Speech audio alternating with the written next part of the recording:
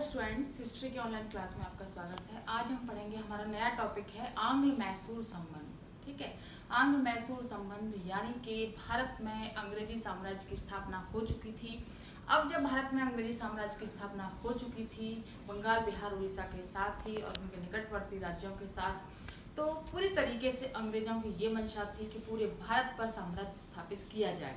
अब जब पूरे भारत पर साम्राज्य स्थापित करने की इच्छा जब गवर्नर जनरलों की थी, तो जाहिर सी बात है कि दक्षिण में भी संघर्ष होना अवश्य भावित था। तो मैं आपको थोड़ा सा जो है पहले मैसूर राज्य के बारे में बताऊंगी।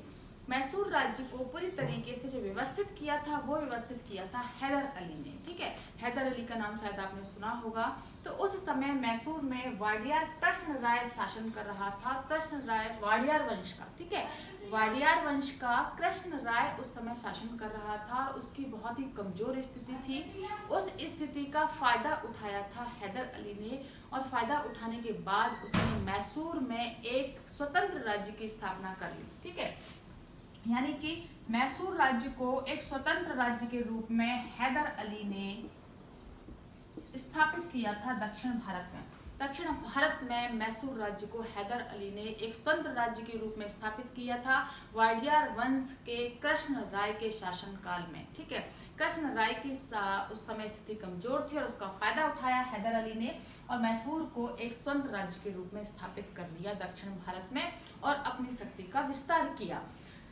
हैदर अली का जन्म 1727 में हुआ था और मैसूर को उन्होंने 1761 में, ठीक है, 1761 में मैसूर को एक स्वतंत्र राज्य के रूप में स्थापित किया था।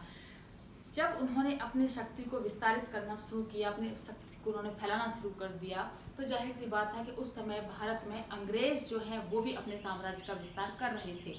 और उस समय दक्षिण में मराठे भी थे, मराठे थे, निजाम थे और हैदर अली भी अपनी शक्ति का विस्तार कर रहा था और अंग्रेज भी अपनी शक्ति का विस्तार कर रहे थे। तो ऐसे समय में इन तीनों चारों के बीच में संघर्ष होना अवश्य भावित था। अंग्रेज ये नहीं चाहते थे कि हैदर अली अपनी शक्ति का विस्तार करे और मैसूर को एक बड़ी शक्ति के रूप में उभार कर सामने लेके आए।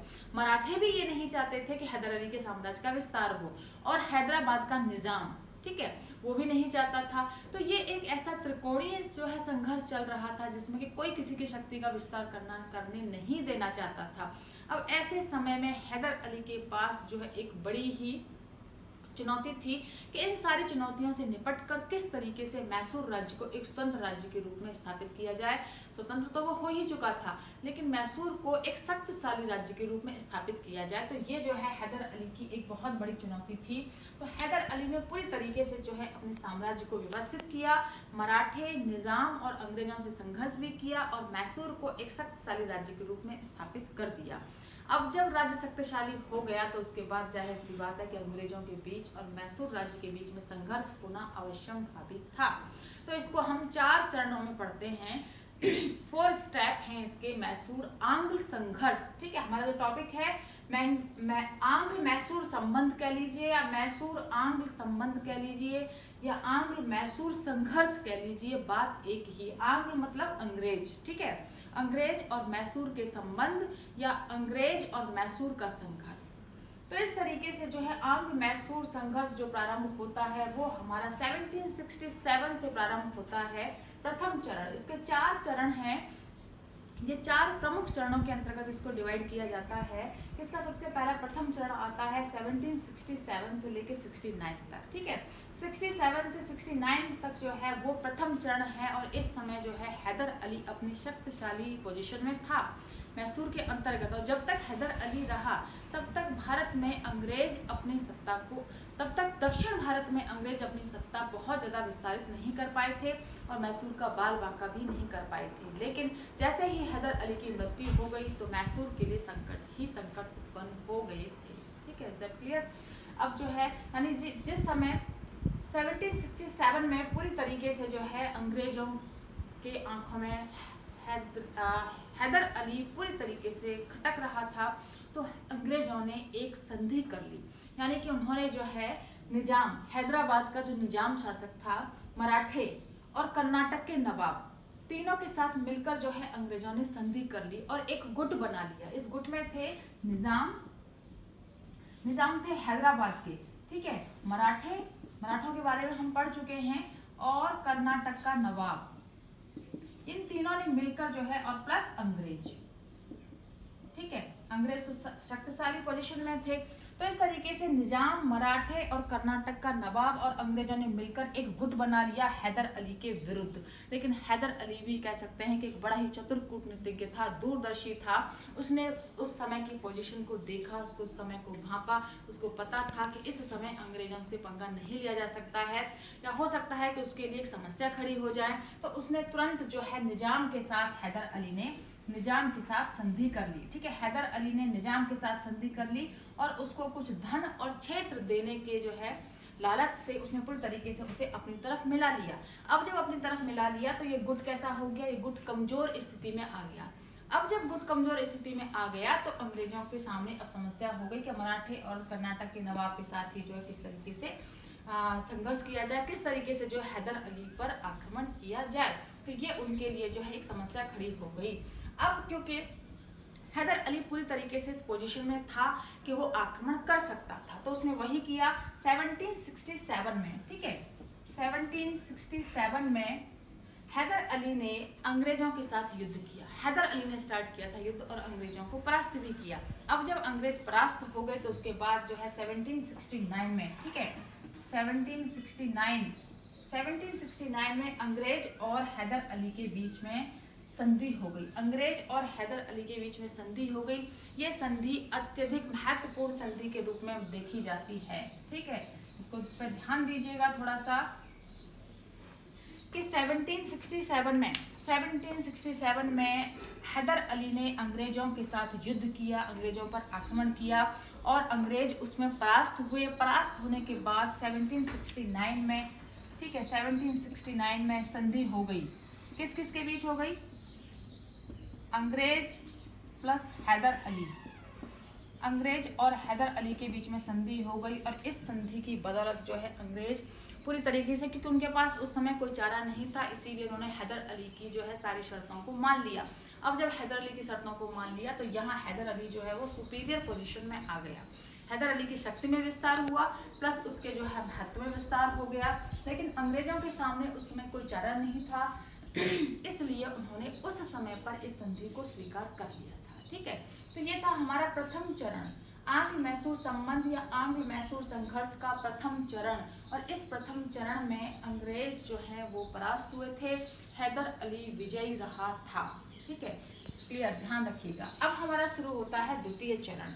अब जब द्वितीय चरण स्टार्ट होता है, दूसरा चरण जो हमारा स्टार्ट होता है 1780 से लेके 84 तक, यानी 1780 से लेके 84 तक का जो समय है वो है द्वितीय चरण, आंग्ल मैसूर संबंध का द्वितीय चरण, ठीक है। तो इस चरण के अंतर्गत जो है बहुत सारा घटनाक्रम भी हुआ था। इसके अंतर्गत सबसे बड़ी बात कि अंग्रेज चाहते थे कि किसी तरीके से मैसूर पर अधिकार कर लिया जाए। अब मैसूर पर अधिकार करने के लिए उनको एक तो दक्षिण के अन्य शक्तियों के साथ भी संबंध बनाने थे या संधि करनी थी, या ये कह लीजिए कि उसे अपनी शक्ति को मजबूत करना था। तो इस तरीके से जो है इस समय में, और ये जो संधि हुई थी 1769 में जो संधि हुई थी, इस संधि की जो शर्तें थी उन शर्तों में स्पष्ट लिखा हुआ था कि अंग्रेज और हैदर अली ने एक दूसरे के क्षेत्रों पर जो कब्जा किया है उन्हें वो वापस कर देंगे, ठीक है, नंबर 1। नंबर 2, यदि कोई बाह्य आक्रमण होता है या कोई बाह्य राज्य आक्रमण करता है, अंग्रेजों पर करता है या हैदर अली पर करता है, तो एक दूसरे की सहायता करेंगे, ठीक है, ये भी था। तो अब जब ये पॉइंट इस संधि में था तो उस समय द्वितीय चरण का जो प्रथम घटनाक्रम हुआ था वो हुआ 1771 में, ठीक है, यानी 1771 में, 1771 में जो है मराठों का आक्रमण हुआ मैसूर पर। अब जब मराठों ने मैसूर पर आक्रमण किया तो उस समय अंग्रेज जो हैं वो तटस्थ रहे। अंग्रेज अब संधि के आधार पर तो अंग्रेजों को मैसूर की सहायता करनी चाहिए थी, हैदर अली की सहायता करनी चाहिए थी, लेकिन उन्होंने ऐसा किया नहीं। तो जब 1771 में मराठों का आक्रमण मैसूर पर हुआ था तो उस समय, ठीक है, ये बहुत ध्यान देने वाला पॉइंट है, 1771 में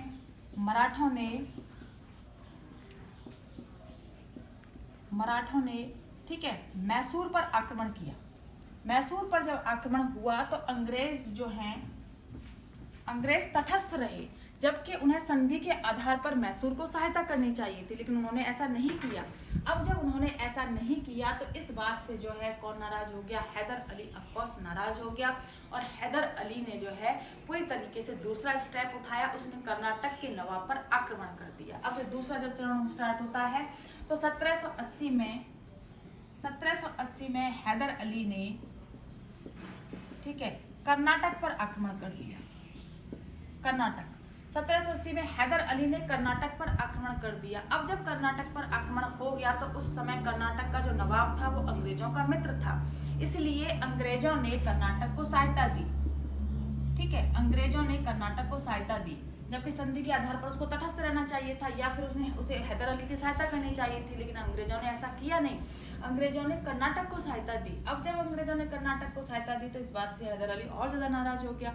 अब और ज्यादा नाराज होने की पोजीशन में जो है पूरी तरीके से दोनों के बीच में एक संघर्ष जैसी स्थिति उत्पन्न हो गई। और इस संघर्ष के अंतर्गत जो है 1782 यानी 1782 में जो है अंग्रेज और हैदर अली के बीच में संघर्ष शुरू हो गया। ठीक है, अंग्रेज और हैदर अली के बीच में संघर्ष शुरू हो गया, युद्ध जैसी स्थिति उत्पन्न हो गई और पूरी तरीके से दोनों की सेनाएं आमने सामने खड़ी रहीं। छुटपुट ही युद्ध हुआ था, संघर्ष कुछ ज़्यादा लंबा नहीं हुआ था। लेकिन उसी समय में एक और घटनाक्रम हो गया 7 दिसंबर। ठीक है, ध्यान रखिएगा, this is most important date. 7 दिसंबर 1782, 7 दिसंबर 1782 में हैदर अली की मृत्यु हो गई। ठीक है, हैदर अली की मृत्यु हो गई। सबसे बड़ी बात यहाँ, जैसे ही हैदर अली की मृत्यु हुई वहीं मैसूर की शक्ति में कमजोर स्थिति में वो अवश्य आ गया था, क्योंकि हैदर अली, ये बिल्कुल सत्य है कि जब तक हैदर अली रहा तब तक अंग्रेज जो है मैसूर का बाल बांका भी नहीं कर पाए थे। लेकिन जैसे ही 7 दिसंबर 1782 को हैदर अली की मृत्यु हो गई थी, कैंप में अकाल मृत्यु हो गई, तो इस अकाल मृत्यु के बाद जो है उसका जो योग्य पुत्र था टीपू सुल्तान, उसको जो है मैसूर का राजा बनाया गया। और टीपू सुल्तान ने युद्ध जारी रखा। अंग्रेज और टीपू के बीच में युद्ध संघर्ष चलता रहा, लेकिन अनिर्णायक युद्ध रहा। न तो अंग्रेज जीते थे, न ही टीपू सुल्तान जीता था। तो इस तरीके से जो है अंग्रेज और टीपू सुल्तान ने फिर बाद में संधि कर दी। अब जब संधि हुई तो इस संधि के अंतर्गत जो एक महत्वपूर्ण संधि थी 1784 में जो है मंगलौर की संधि हुई थी। ठीक है, मंगलौर की संधि काफी इंपॉर्टेंट है।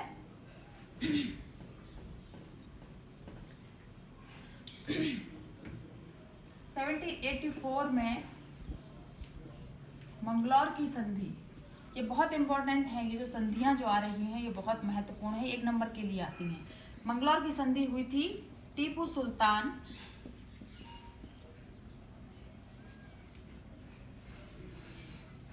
सुल्तान प्लस अंग्रेज, क्योंकि जो युद्ध चल रहा था, ठीक है, जो युद्ध हैदर अली ने स्टार्ट किया था, युद्ध चल रहा था, जैसे अनिर्णायक युद्ध रहा, जिसमें ना अंग्रेज जीते ना हैदर अली जीत पाया। हैदर अली की तो मृत्यु हो गई थी, टीपू भी नहीं जीत पाया। तो इस तरीके से जो है दोनों ने मिलकर, टीपू सुल्तान और अंग्रेजों ने जो है फिर बाद में युद्ध संधि कर ली, जिसको कि मंगलौर की संधि के नाम से जाना जाता है। तो ये जो मंगलौर की संधि थी, इस संधि की जो शर्तें थी वो शर्तें ये थी कि अंग्रेजों ने टीपू सुल्तान के जिन क्षेत्रों पर अधिकार किया है उन्हें अंग्रेज वापस कर देंगे, और टीपू सुल्तान ने जिन क्षेत्रों पर अधिकार किया है उन्हें जो है पूरी तरीके से टीपू सुल्तान अंग्रेजों को वापस कर देगा। इसके अलावा दोनों पक्ष एक दूसरे के मित्र रहेंगे और भविष्य में जो है एक दूसरे पर युद्ध नहीं करेंगे। तो इस तरीके से ये जो मंगलौर की संधि हुई थी, इस मंगलौर की संधि के साथ ही द्वितीय चरण हमारा जो है वो समाप्त होता है 1784 में। तो 1780 से 84 तक द्वितीय चरण चला, प्रथम चरण हो गया, द्वितीय चरण हो गया, अब हमारा आता है तृतीय चरण। ठीक है, तृतीय चरण, मंगलौर की संधि होने के बाद टीपू सुल्तान और अंग्रेजों के बीच में यूं तो शांति हो जानी चाहिए थी पूरी तरीके से, लेकिन शांति नहीं हुई थी। ठीक है, शांति इसलिए नहीं हुई कि टीपू सुल्तान 1790 से 92 यानी कि तृतीय चरण जो हमारा आता है, हमारा तृतीय चरण जो आता है उसका समय है 1790 से 92। ठीक है, 1790 से 92। ये जो तृतीय चरण है, इस तृतीय चरण के अंतर्गत जो है टीपू सुल्तान मैसूर का राजा था और टीपू सुल्तान जो है अंग्रेजों की शक्ति से वाकिफ था और उसको पता था कि यदि अंग्रेजों को हराना है, अंग्रेजों को परास्त करना है, तो पूरी तरीके से जो है कहीं ना कहीं अंग्रेजों की सैन्य सेना के बराबर या उनकी सैन्य शक्ति के आधार पर जितनी प्रमुख शक्ति सेना की अंग्रेजों की है, यानी अंग्रेजों के पास जैसी शक्ति है वैसी ही सेना उसको बनानी पड़ेगी, प्रशिक्षित करनी पड़ेगी। तो इसीलिए जो है सबसे पहले टीपू सुल्तान ने जो यूरोपीय जो अंग्रेजों के अलावा जो फ्रांसीसी थे, इसके अलावा जो है पुर्तगाली थे, उन लोगों से सैन्य सहायता लेनी शुरू कर दी थी, या फिर ये कह लीजिए कि फ्रांसीसियों को टीपू सुल्तान ने अपने राज्य में शरण देनी शुरू कर दी थी और पूरी तरीके से अपनी सेना को यूरोपीय पद्धति पर जो है प्रशिक्षित करना प्रारंभ कर दिया था। तो यहाँ से अंग्रेज और टीपू सुल्तान के बीच में वापस संघर्ष प्रारंभ हो जाता है। टीपू सुल्तान को पता था कि यदि अंग्रेजों से मुकाबला करना है तो सेना को यूरोपीय पद्धति के आधार पर प्रशिक्षित करना पड़ेगा और उसके लिए जो है उसने यूरोपियों की मदद लेनी शुरू कर दी, फ्रांसीसियों की मदद लेनी शुरू कर दी। इस बात से अंग्रेज बुरी तरीके से नाराज हो गए। ठीक है, अंग्रेज नाराज हो गए तो अंग्रेजों ने वापस जो है निजाम मराठे, ठीक है, निजाम मराठे और इसके अलावा जो है अंग्रेज, इन तीनों ने मिलकर जो है टीपू सुल्तान के विरुद्ध एक गुट बना लिया और इस गुट के साथ जो है अंग्रेजों ने टीपू सुल्तान पर आक्रमण करने की घोषणा कर दी। ठीक है, आक्रमण करने की घोषणा कर दी। उसी समय में जो है एक और घटनाक्रम हुआ था कि 1791 में लॉर्ड कॉर्नवालिस, बहुत इंपॉर्टेंट है, प्लीज ध्यान दीजिएगा, लॉर्ड कॉर्नवालिस, ठीक है, 1791 में लॉर्ड कॉर्नवालिस जो है भारत का गवर्नर जनरल बनकर उस समय आए थे। उन्होंने जो है पूरी तरीके से निजाम मराठे और अंग्रेजों का एक गुट बनाया और 1791 में लॉर्ड कॉर्नवालिस ने टीपू सुल्तान पर आक्रमण कर दिया। अब जब टीपू सुल्तान पर आक्रमण कर दिया तो इस आक्रमण के अंतर्गत जो है बंगलौर पर अधिकार कर लिया गया। ठीक है, लॉर्ड कॉर्नवालिस की सेना ने जो है बेंगलोर पर अधिकार कर लिया। बेंगलोर पर अधिकार होने के साथ ही जो है टीपू की शक्ति थोड़ी सी कमजोर हो गई। अब जो है पूरी तरीके से जो है लॉर्ड कॉर्नवालिस, निजाम मराठे और अंग्रेजों का एक गुट था, इस गुट ने जो है मिलकर जो है श्रीरंगपट्टम पर भी अधिकार कर लिया। अब जब श्रीरंगपट्टम पर अधिकार हो गया, ठीक है, ये बहुत महत्वपूर्ण है, श्रीरंगपट्टम पर अधिकार होते ही टीपू की स्थिति थोड़ी सी कमजोर हो गई। अब जब टीपू की स्थिति कमजोर हो गई तो इसके अंतर्गत जो है टीपू ने संधि करने का प्रस्ताव रखा, क्योंकि इस समय उसको पता था कि अंग्रेजों के सामने या अंग्रेजों की स्थिति जो है मजबूत है और इस मजबूत स्थिति को वो तोड़ नहीं सकता। इसीलिए उसने श्रीरंगपट्टम की संधि कर ली, क्योंकि उसकी बहुत बड़ी भूल कह लीजिए या फिर उसकी मजबूरी कह लीजिए। तो श्रीरंगपट्टम की संधि जो है वो एक महत्वपूर्ण संधि के रूप में देखी जाती है। श्रीरंगपट्टम की संधि जो है हुई थी अंग्रेज और टीपू के बीच में। टीपू सुल्तान और अंग्रेजों के बीच में श्रीरंगपट्टम की संधि हुई थी और इस संधि के अंतर्गत जो है ये अंग्रेजों की बहुत बड़ी जीत थी और टीपू सुल्तान की बहुत बड़ी हार थी। ठीक है, क्योंकि टीपू सुल्तान जो है वो आगे युद्ध जारी नहीं रख सकता था, उस स्थिति में नहीं था, इसीलिए उसने अंग्रेजों से श्रीरंगपट्टम की संधि कर ली। अब संधि तो कर ली, लेकिन संधि की जो शर्तें थी वो बड़ी कठोर शर्त थी, ये कह लीजिए कि टीपू सुल्तान के लिए बड़ी अपमानजनक संधि थी, क्योंकि इस संधि की जो पहली शर्त थी वो ये थी कि इसमें 3 करोड़ रुपए टीपू सुल्तान को अंग्रेजों को देने थे युद्ध हार जाने के रूप में। इसके अलावा मैसूर का आधा राज्य, ठीक है, दूसरी जो शर्त थी वो ये थी कि मैसूर का आधा राज्य भी उसे अंग्रेजों को देना था। ठीक है, इसके साथ ही जो है टीपू सुल्तान के दोनों पुत्रों को अंग्रेजों ने बंधक के रूप में रखा कि जब तक संधि की शर्तों को टीपू सुल्तान जो है पूरी तरीके से फॉलो करता है तब तक सब ठीक है। तो दोनों पुत्र हैं, टीपू सुल्तान के जो दोनों पुत्र थे वो भी अंग्रेजों के पास बंधक के रूप में रहे। तो अब ये जो संधि थी, ये वाकई ये संधि पूरी तरीके से जो है टीपू सुल्तान के लिए एक बहुत बड़ी हार थी, उसका अपमान था और अंग्रेजों की बहुत बड़ी जीत थी दक्षिण भारत में।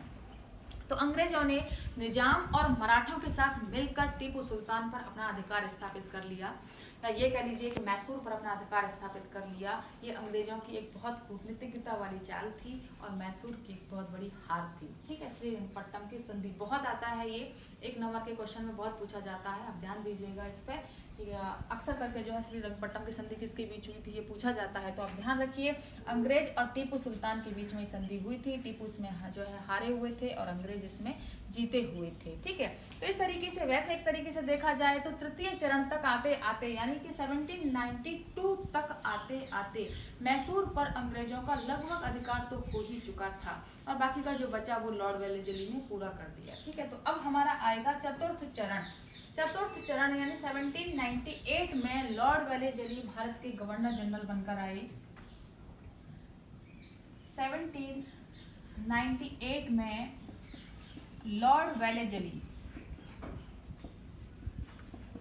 1798 में लॉर्ड वेलेस्ली भारत के गवर्नर जनरल बनकर आए थे और लॉर्ड वेलेस्ली, जबकि मैंने आपको पहले भी पढ़ाया है कि लॉर्ड वेलेस्ली ने एक सहायक संधि चलाई थी भारतीय शासकों के साथ और समस्त राजाओं को सहायक संधि करने के लिए मजबूर भी किया था। तो उन्होंने जो है मैसूर के राजा टीपू सुल्तान के पास भी सहायक संधि का प्रस्ताव भेजा, लेकिन टीपू सुल्तान ने इस संधि को मानने से इनकार कर दिया। जब उसने इस संधि को मानने से इनकार कर दिया तो 1799 में, ठीक है, 1799 में लॉर्ड कॉर्नवालिस ने मैसूर पर आक्रमण कर दिया। ठीक है, मैसूर पर आक्रमण कर दिया। फरवरी 1799 में मैसूर पर आक्रमण कर दिया और इसके साथ ही जो है मराठे निजाम को भी मिला लिया। मराठे निजाम और अंग्रेज तीनों ने मिलकर जो है 1799 में मैसूर पर आक्रमण कर दिया। आक्रमण काफी तीव्र था, टीपू सुल्तान इसका मुकाबला नहीं कर सका और टीपू सुल्तान की परास्त हुई। टीपू सुल्तान जो है परास्त हुए, मारे गए और इस तरीके से जो है लॉर्ड वेलेस्ली के समय में 1799 में मैसूर पर अंग्रेजों का अधिकार स्थापित हो गया। अब जब मैसूर पर अंग्रेजों का अधिकार स्थापित हो गया तो अंग्रेजों ने पूरी तरीके से, टीपू सुल्तान मारा गया था, उसका वंश ही खत्म हो गया और अंग्रेजों ने मैसूर पर उन्हें, ठीक है, तो मैसूर का विभाजन उन्होंने पूरी तरीके से करना शुरू कर दिया। अंग्रेजों की चल रही थी, अंग्रेजों की स्थिति मजबूत थी, टीपू सुल्तान हारा हुआ था, वो कुछ कर नहीं सकता था, इसके अलावा उसकी मृत्यु भी हो चुकी थी। तो अब अंग्रेजों ने जो है अपनी इच्छा अनुसार मैसूर का विभाजन कर लिया, मैसूर को अलग अलग क्षेत्रों में विभाजित कर लिया। कैसे? सबसे पहले कोयम्बटूर, दारोपुरम और रंगपट्टम जो कि महत्वपूर्ण क्षेत्र थे ये अंग्रेजों ने ले लिए। ठीक है, ध्यान दीजिएगा, कोयम्बटूर, दारोपुरम और रंगपट्टम ये अंग्रेजों ने ले लिए मैसूर राज्य के, और गुटी, गुरुमकोट और चित्तुल दुर्ग जो है वो निजाम, हैदराबाद के निजाम को दे दिए गए थे। ठीक है, इसके अलावा मैसूर का उत्तर पश्चिमी भाग मराठों को दे दिया, लेकिन मराठे जो है इससे संतुष्ट नहीं थे, वो नाराज थे, उन्होंने लेने से मना कर दिया। तो मैसूर का उत्तर पश्चिमी भाग जब मराठों ने लेने से मना कर दिया तो ये भी जो है निजाम को दे दिए गए थे। ठीक है, बाकी का मैसूर का एक छोटा सा भाग जो बचा था वहाँ पर जो है वाडियार वंश, जिसे वाडियार वंश जो सबसे पहले हैदर अली के समय में था, वाडियार वंश का एक बहुत ही जो है छोटा सा एक बच्चा था, उसके नाम पर जो है कृष्ण के नाम पर वाडियार, कृष्ण को जो है एक उत्तराधिकारी के रूप में बिठा दिया, कठपुतली शासक के रूप में, और टीपू सुल्तान के वंश को ही खत्म कर दिया। ठीक है, तो इस तरीके से मैसूर पर अंत में वाडियार वंश का राजा कृष्ण जो है कृष्ण द्वितीय को राजा बनाया गया था, जो कि एक छोटा सा बच्चा ही था, अयोग्य था। अंग्रेजों ने कठपुतली शासक बनाया मैसूर पर। इस तरीके से जो है मैसूर को अंग्रेजों ने पूरी तरीके से अपने अधिकार में कर लिया। ठीक है, तो ये था हमारा आंग्ल मैसूर संबंध और किस तरीके से मैसूर पर अंग्रेजों का अधिकार स्थापित हो गया। ठीक है, इज दैट क्लियर? इसके 4 चरण हैं, काफी महत्वपूर्ण चरण हैं और थोड़ा सा जो है आप इस पर ध्यान दिया होगा तो ये आपको समझ में आया होगा अवश्य। मैं आई होप कि आपको ठीक से समझ में आया होगा। इसके साथ ही जो है अब हम कल नेक्स्ट टॉपिक पढ़ेंगे, ये हमारा टॉपिक यहीं कंप्लीट होता है। नेक्स्ट टॉपिक है हमारा आंग्ल मराठा